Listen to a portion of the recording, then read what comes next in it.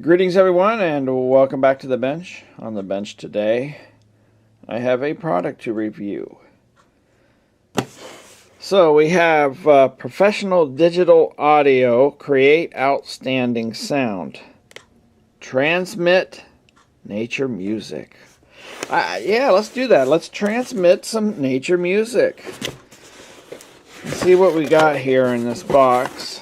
I promised this company I would review this. They sent it to me. A owner's manual. Ooh, past QC. That's good. And we have some cables.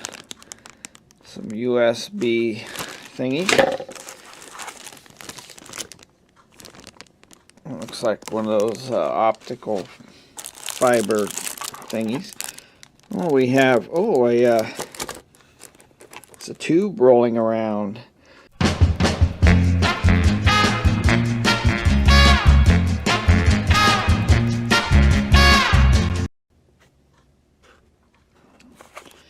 Guess that's supposed to fit in there.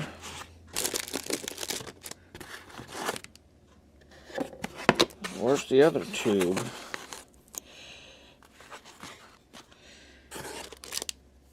Okay, we have power brick.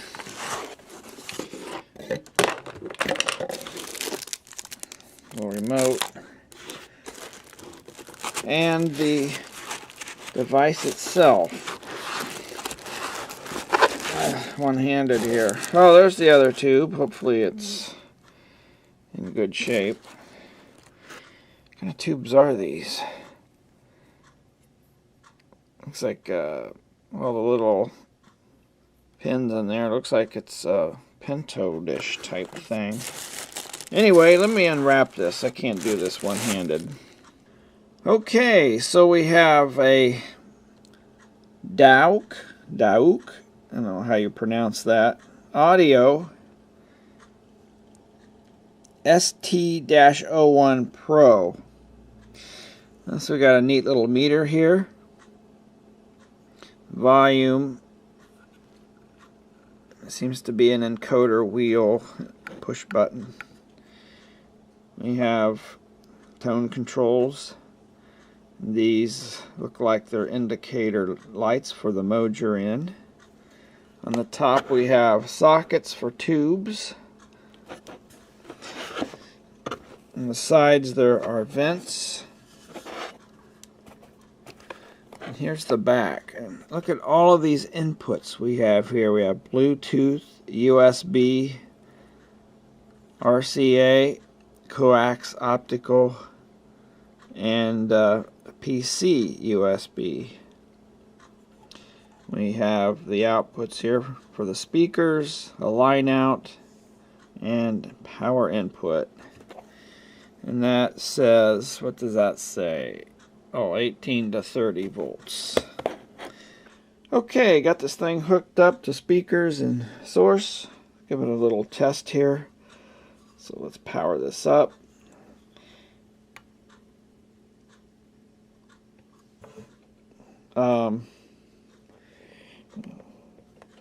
The light is on.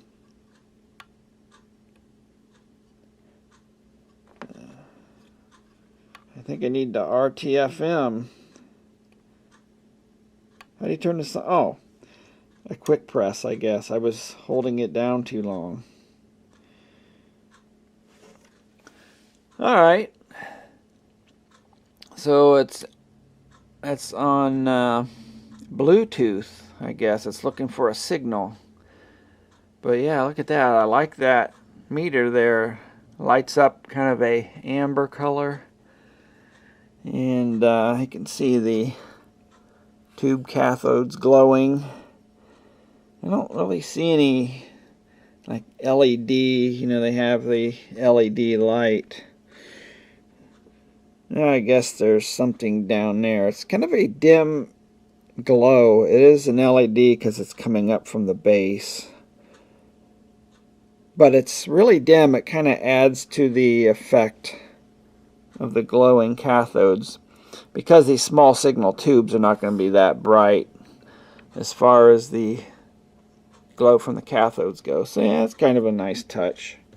It's got the rings around it, the kind of the, not really copper, kind of a metallic orange, I guess you could say. But anyhow, let's give it a quick music listen here. I'll set the tone controls to 12 o'clock position, and let's give it a whirl.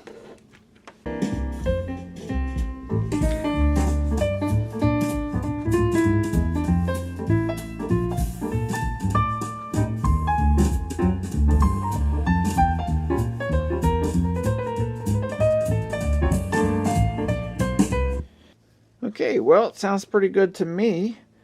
It does sound a little bassy, though. We'll have to do a frequency response test to see, you know, if it's actually flat or not. If these controls are really flat at the 12 o'clock position. What about noise? There is some hiss. I'd say it's a moderate amount. It's not as low as I've heard, but it's not awful either. I think it's based on the TPA 3116. Well, see if I can check that out. Okay, let's do some power measurements. I have the load hooked up here. The scope 1 channel, it'll be both channels driven. And we'll start with 8 ohm loads. There's clipping. And we'll dial that out. And as usual with these Class D amps, you get a little bit of fuzz on the top and bottom. It's a little harder to determine the exact point of clipping. And I'll go right there and get some more waveforms on the screen to get an accurate voltage measurement. And it looks like 15.64 volts RMS. I also took the 4 ohm measurement, and completely without surprise to me, if you watch this channel, you know a 24 volt supply, a bridge type output of a Class D amp is going to be around 50 volts, or I'm sorry, 50 watts. And yeah, that's what we end up with, 50, just shy of 53 watts into 4 ohms. Okay, so now let's run a frequency response test. But right before I do that, I want to see the action of these tone controls, especially with a 1 kilohertz signal. I don't want to see much of an effect on the amplitude of that signal. So this is the bass control, turning it down, and you see it didn't have an effect. Kind of strange, is a slight little bump at, I'd say 10 o'clock or so. So yeah, let me turn that back flat, and now the treble control, turn that down.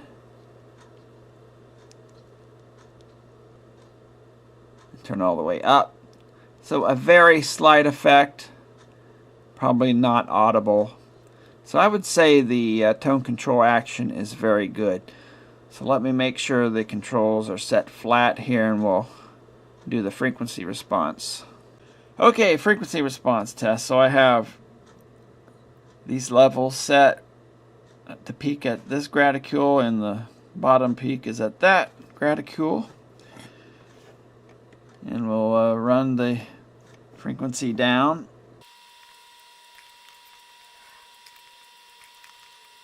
Okay, we're rolling off at around 6 hertz. So I'd say that's pretty good. At 11, we're almost there. So it's really flat. That's 16. Ignore what this says. This is just not making any sense with the actual frequency. I think it's picking up some of the switch mode noise that gets through and confuses the measurement. But right now, that's 20 hertz.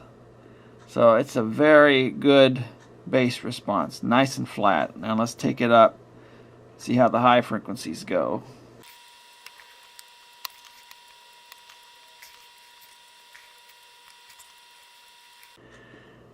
Okay, as I turn this thing up,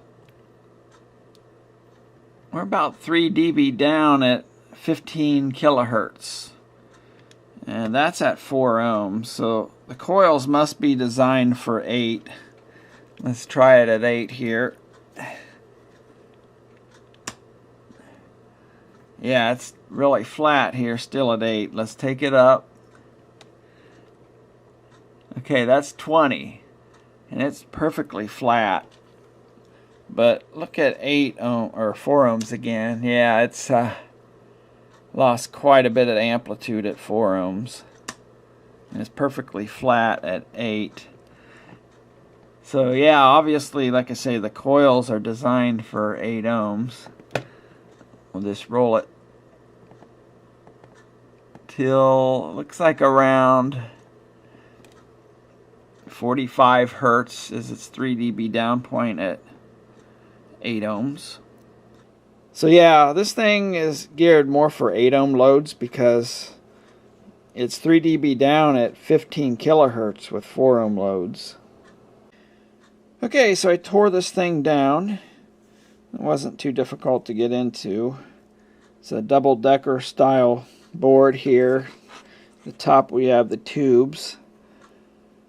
I'm not seeing any switch mode supply on here for a higher plate voltage. I'm not sure what they're doing there. And that's some Bluetooth and DAC chips and USB controller stuff here. I'm not going to look any of this stuff up. I'll just put it on camera so you can search for data sheets if you want.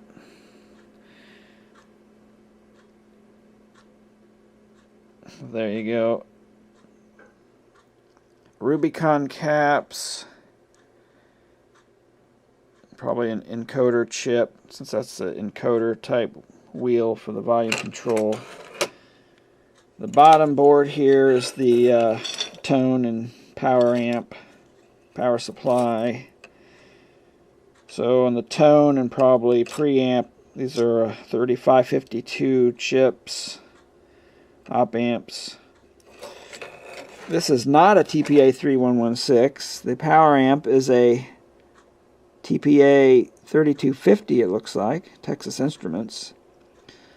One thing very odd I'm seeing here is this heat sink mounts to the top of the chip, and that's the epoxy side. The thermal pad, that metal pad, is facing down, so they're extracting heat through a poor conductor. I looked at the data sheet. The thermal resistance through the top of the chip is 10.2, I believe it was, Celsius per watt. So for every watt, it'll rise 10.4 degrees Celsius. So, this is putting out around 50 watts per channel if you're pushing it. You're playing a lot of bass music with a lot of continuous bass tones. That's 100 watts total, and if the chip is about 90% efficient, let's say, that's 10 watts. It's got to pass through that. And at that thermal resistance, you're going to have about 100 degree Celsius thermal rise. That's pretty significant. Though you will lose some through the bottom. So to me, with the filtering and the way this is designed, I would stick with 8 ohm speakers with this amp. So anyway, notice this control. I don't know what that's all about. I'll have to check that out. Anything else? The power supply filter cap is a 3300 microfarad. There's a relay. I can hear that clicking when I switch between modes. My noisy heater turned on, so yeah, I'm gonna wrap it up here and put this thing back together.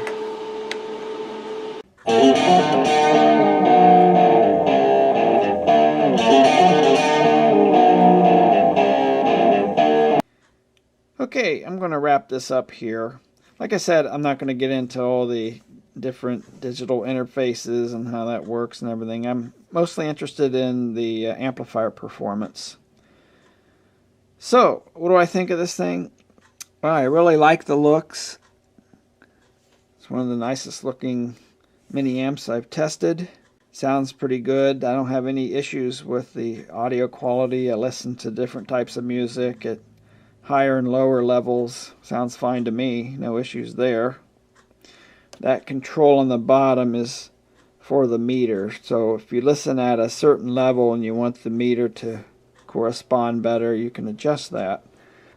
Okay, so once again, measured the power to be 30.6 watts at 8 ohms, 52.8 4 ohms. Very typical with 24 volt supply with these bridge type Class D amplifiers. Measured the gain at 27.2 times, and I take that measurement with the volume all the way up and measure the output voltage versus the input voltage.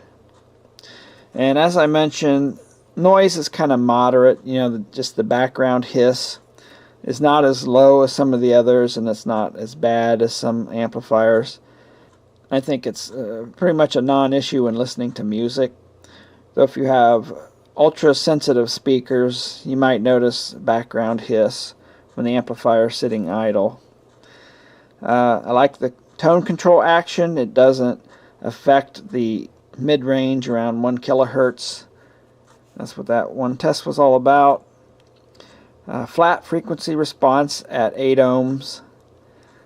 Questionable thermals. I mentioned that, as I said earlier, with 4 ohm loads. If you're really going to push the amp, I wouldn't use 4 ohm speakers. You can certainly use 4 ohm speakers at lower volumes, but just remember the frequency response is 3 dB down at around 15 kilohertz. So that will do it for this one. Thanks for watching. Catch you on the next one.